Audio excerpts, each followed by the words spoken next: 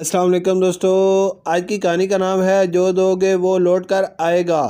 ایک گاؤں میں کچھ لوگ رہتے تھے جو آپس میں رشتہ دار تھے، جو بے ایمان اور دھوکے باز، چور اور لالچی تھے۔ جب کبھی وہ گائے ذبح کرنے کے لیے پیسے ملا کر ایک گائے خریدتے اور اسے ذبح کرتے اور 7 حصوں میں گوشت تقسیم کرتے۔ ان میں ایک رشتہ دار بہت ایماندار اور شریف تھا۔ وہ دوسروں کے ساتھ ان کی لالچ اور چوری میں، ان کے کاموں میں ان کا ساتھ نہ دیتا۔ باقی سارے بے ایمان اور لالچی آپس میں ملے ہوتے تھے اور لوگوں کے ساتھ دھوکہ اور فراڈ کرتے۔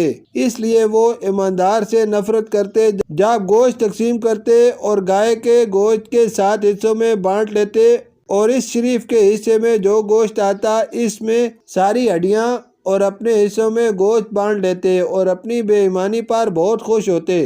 بے ایمان سب اس کو تنگ اور پریشان کر کے بہت خوش ہوتے اور سب بھی یہی چاہتے کہ یہ ہر برائی میں ہمارے ساتھ شامل ہو، لیکن وہ ان کاموں میں ان کا ساتھ نہ دیتا۔ بے ایمان اور لالچی برے لوگ تھے، اس لیے وہ لوگوں پر ظلم کرتے۔ ایک دن وہ ایماندار گاؤں کے سیانے بزرگ کے پاس گیا اور اسے بتایا کہ جب کبھی ہم گائے ذبح کرتے ہیں تو میرے رشتہ دار میرے ساتھ دھوکہ کرتے ہیں۔ جب گائے کے گوشت کے 7 حصے بانٹتے ہیں تو گوشت خود رکھ لیتے ہیں، ہڈیاں مجھے دے دیتے ہیں۔ میں کیا کروں؟ اس سیانے بزرگ نے کہا، میری ایک بات یاد رکھنا، فکر نہ کیا کرو، جو دو گے وہ لوٹ آئے گا۔ اس بزرگ نے کہا، جب تم یہ گوشت لوگوں اور اپنے رشتہ داروں میں تقسیم کرو گے تو تمہارے رشتہ دار بھی تمہیں گوشت دیں گے، اور وہی رشتہ دار جنہوں نے تمہارے ساتھ بے ایمانی کی ہے وہ تمہیں گوشت بھیجیں گے، کیونکہ ان کے پاس سارا گوشت ہے اور تمہارے پاس سارا